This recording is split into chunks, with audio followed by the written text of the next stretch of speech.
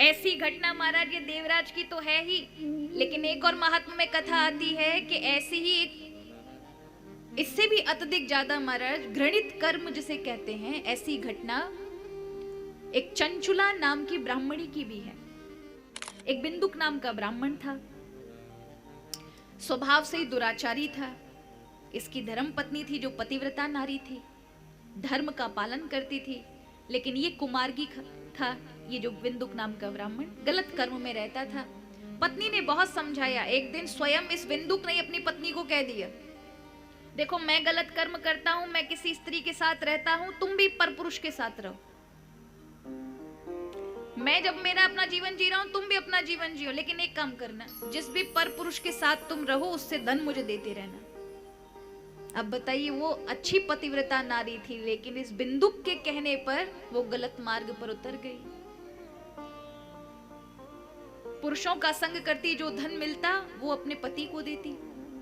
इस तरह से आगे चलकर बिंदुक नाम का जो ब्राह्मण था क्षय रोग से, टीबी रोग से पीड़ित हुआ, मर गया।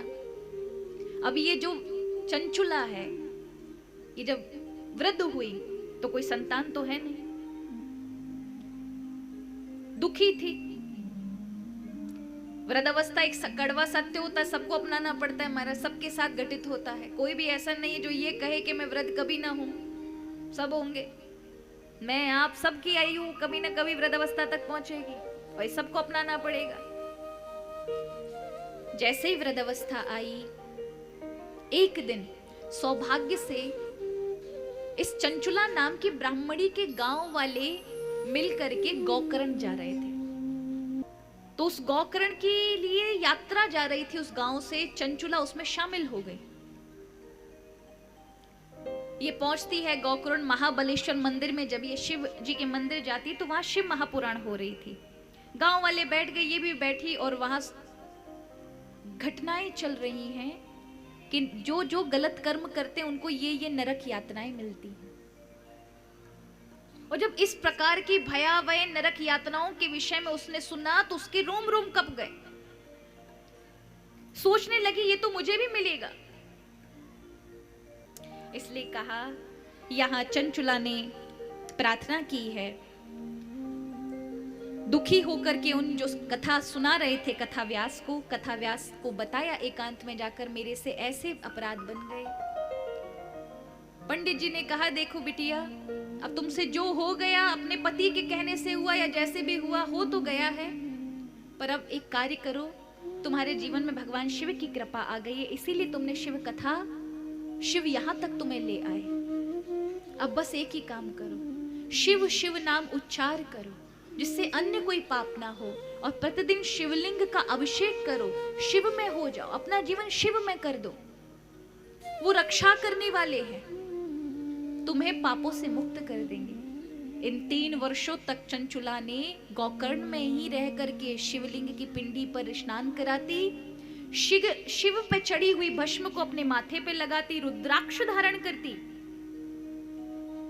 और 3 वर्ष में जैसे ही तीसरा वर्ष हुआ, प्राण छूटे, विशाल विमान आया जो सब लोगों ने देखा। उस पे चढ़ करके चंचुला गई कहां? शिवलोक, जहां पार्वती की सखी की उपाधि उसे दी गई, पार्वती जी की प्रिय सखी बनाई गई, पार्वती जी की सेवा करती। और एक दिन रोते हुए पार्वती ने देखा, पूछा, सखी रोती क्यों हो? तभी चंचुला कहती है, जब मैं आपको महादेव के साथ देखती हूँ तो मुझे मेरे पति की याद आती है। भले ही मेरा पति कितना भी गलत था, पर मेरा पति था, न जाने कौन सी दुर्गति भुगत रहा हो। इसलिए कहा जाता है, पत्नी कौन होती है? सहधर्मणी, धर्म पत्नी जिसको हम कहते हैं, वो एक तरह से नाव है जो भव सागर से आपको पार लगा सकती है। अगर धर्म युक्त मिल गई तो, जिसकी धर्म में रुचि है, जो कर्तव्यों को जानती है, जो धर्म को जानती है, ऐसी धर्म पत्नी यदि है आपके जीवन में, तो संसार सागर से आपको पार लगाने के लिए ग्रस्त जीवन में नौका के समान है, नाव के समान ले जाएगी आपको अपने ही धर्म कर्म से पार। इसलिए हमारे यहाँ देवी, ये सप्तशती में कहा जाता है कि देवी पत्नी देना तो कैसी देना, ऐसी देना जो मेरे मन के अनुकूल हो और दुर्गम संसार सागर से मुझे पार ले जाने वाली हो। और सौभाग्य से मिलती महाराज आप सभी धर्म पत्नियां हो, खूब प्रणाम मैया। क्या आप सभी के जीवन में धर्म है? धर्म है तभी आप सब बैठे हैं, और यहाँ जितने सज्जन पुरुष बैठे हैं इन सभी के जीवन में धर्म है।